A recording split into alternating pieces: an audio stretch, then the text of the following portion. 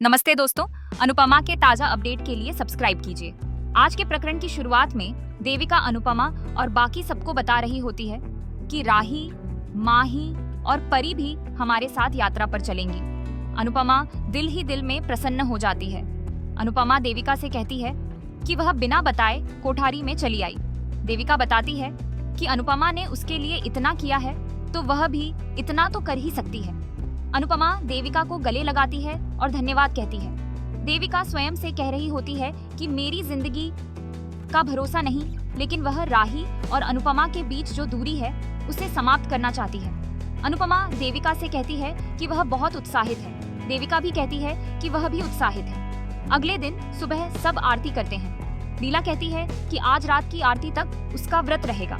सरिता कहती है कि लीला इस उम्र में भी व्रत रखती है। लीला बताती है कि वह इतनी भी वृद्ध नहीं हुई कि व्रत न रख पाए। सब हंसते हैं। लीला बताती है कि व्रत हमारे तन और मन दोनों के लिए लाभकारी है। अनुपमा लीला की बात मानती है और बताती है कि वे सब नवरात्रि घर पर ही मनाएंगे। अनुपमा सबको बताती है कि वे सब कल सुबह यात्रा पर निकल जाएंगे। अनुपमा सबको कहती है कि अपनी पैकिंग कर लो। सब चले जाते हैं। लीला अनुपमा से कहती है कि उसे एक बात परेशान कर रही है। अनुपमा पूछती है क्या बात। लीला बताती है कि सब स्त्रियां जा रही हैं। यदि रास्ते में चोर लुटेरे आ गए तो क्या होगा। अनुपमा बताती है कि कोई असली आभूषण न पहनकर जाए और न ही नकद धन ले जाए। अनुपमा आगे बताती है कि आजकल सब कुछ डिजिटल हो गया है। वह कहती है कि यदि चोर लुटेरे मिल भी जाएं तो जैसे पहले उपाय करते थे वैसे ही करेंगे। लीला मजाक करती है कि क्या तू उन्हें भी प्रवचन देगी। अनुपमा हंसती है और कहती है चलो जाकर अपनी पैकिंग करो। लीला अनुपमा को अनु कहती है। अनुपमा पूछती है कि आपने मुझे अनु कहा। लीला कहती है कि सोच समझकर नहीं बोला, मुंह से निकल गया। अनुपमा कहती है बुलाइए, अच्छा लगता है।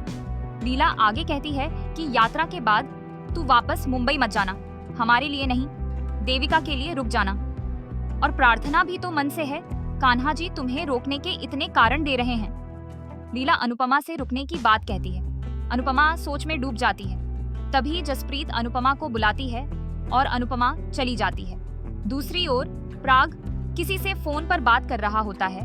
तभी वहां ख्याति आती है। ख्याति मेज से टकराने वाली होती है। तभी प्राग हाथ बढ़ाकर उसे रोक लेता है और कहता है कि कितनी बार कहा है ध्यान से चला करो। ख्याति कहती है कि आप मुझसे नाराज हैं, फिर भी मेरी इतनी चिंता करते हैं। ख्याति धन्यवाद कहती है और जाने लगती है। प्राग उसे रोककर कहता है कि अच्छा होगा यदि आप राही, माही और परी के साथ यात्रा पर जाएं। तभी वहां मोतीबा आती है और कहती है कि ख्याति यात्रा पर क्यों जाएगी। ख्याति भी कहती है कि राही के परिवार के साथ यात्रा पर जाने का मेरे पास क्या कारण है और वे लोग मुझे देखकर प्रसन्न भी नहीं होंगे। मोतीबा कहती है कि 3 लोग जा रहे हैं और नवरात्रि में इतना काम होता है। यदि ख्याति भी जाएगी तो काम कौन करेगा। प्राग मोतीबा से कहता है कि नवरात्रि का काम हम देख लेंगे। कभी कभी स्थान बदलने से सब कुछ बदल जाता है। ख्याति बाहर जाएगी तो उसका मन ठीक होगा। प्राग आगे कहता है कि ख्याति ने स्वयं को 4 दीवारों में बांध लिया है, तभी वह सब कर रही है जो उसने कभी सोचा भी नहीं था। प्राग ख्याति से कहता है कि यात्रा पर जाइए और वही ख्याति बनकर लौटिए जिससे मैंने प्रेम किया था। तभी वहाँ मीता और अनिल आते हैं। मीता कहती है कि कृपया भाभी चलिए ना, मैं भी आपके साथ चलूंगी, हम कभी बाहर साथ नहीं गए। मोतीबा को क्रोध आता है और कहती है कि हाँ, मैं ऐसी सास हूँ कि तुम दोनों को कभी बाहर जाने ही नहीं दिया। मोतीबा आगे कहती है कि अनुपमा नमा ने घर के भीतर इतना कुछ कर दिया, अब बाहर जाकर पता नहीं क्या सिखा दे। प्राग मीता और ख्याति से कहता है कि वे दोनों जाएं, नवरात्रि का काम वह और अनिल संभाल लेंगे। दूसरी ओर बापूजी और लीला बैठे होते हैं। लीला बापूजी से कह रही होती है कि वह इस नवरात्रि अपने लिए कुछ नहीं मांगेगी। बापूजी उससे पूछते हैं कि फिर वह किसके लिए मांगेगी। लीला बताती है कि वह देविका के लिए मांगेगी। बापूजी उससे पूछते हैं कि क्या वह सचमुच लीला ही है, क्योंकि उसे तो देविका बिल्कुल पसंद नहीं थी। लीला बताती है कि पहले देविका उसे पसंद नहीं थी, लेकिन अब उसे समझ आ गया है कि वह दिल की अच्छी है। बापूजी कहते हैं कि मरने से पहले किसी से माफी मांग लो और किसी को माफ कर दो, क्या पता फिर यह अवसर मिले या न मिले। लीला सोच में डूब जाती है और दामिनी की याद उसे आती है। अनुपमा दामिनी का नाम सुन लेती है। लीला दामिनी का नाम लेकर कह रही होती है कि दामिनी उसे माफ कर दे और एक बार उससे मिल ले। अनुपमा बापूजी के पास आती है। और बापूजी से पूछती है कि यह दामिनी कौन है। बापूजी घबरा जाते हैं और अनुपमा से पूछते हैं कि तुम्हें कैसे पता चला दामिनी के बारे में। अनुपमा लीला की ओर इशारा करती है।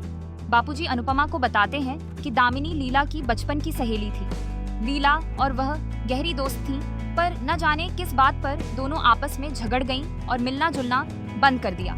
आगे दिखाया जाता है कि अंश प्रार्थना का बैग पैक कर रहा होता है और उसे कह रहा होता है अपना ख्याल रखना, दवा समय पर लेना।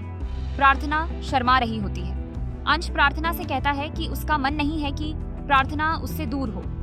दूसरी ओर राही अपना बैग पैक कर रही होती है, तभी प्रेम आता है और राही को गले लगा लेता है। राही पूछती है क्या हुआ। प्रेम कहता है कि वह उदास है कि राही जा रही है, लेकिन वह खुश भी है कि वह सबके साथ जा रही है। राही बताती है कि वह केवल देविका के लिए जा रही है। प्रेम कहता है लेकिन तुम खुद भी वहां आनंद लेना। राही प्रेम से पूछती है क्या माँ चलेगी। प्रेम बताता है कि उसे नहीं पता। आगे दिखाया जाता है कि अनुपमा अलार्म लगा रही होती है कि वह सबसे जल्दी उठेगी और जल्दी तैयार होगी। अनुपमा ख्याति को वॉइस नोट भेजती है और बताती है कि प्राग और प्रेम कह रहे थे कि आप भी उनके साथ चल रही हैं, आप आएंगी तो अच्छा लगेगा। अनुपमा कल की यात्रा का सोचकर प्रसन्न हो रही होती है और कह रही होती है कि कान्हा जी सब ठीक करना, अच्छे से यात्रा पूरी हो जाए। और यहीं पर आज का प्रकरण समाप्त होता है। अगले प्रकरण में सभी लोग नवरात्रि की तैयारी करते हैं। अनुपमा अनुज को याद करती है और फिर सभी लोग यात्रा पर जाते हैं। ख्याति और मीता भी वहां आते हैं और सब लोग यात्रा पर निकल जाते हैं। दोस्तों, यदि आपको हमारा यह वीडियो पसंद आया हो तो हमारे चैनल को लाइक, शेयर और सब्सक्राइब अवश्य करें। धन्यवाद।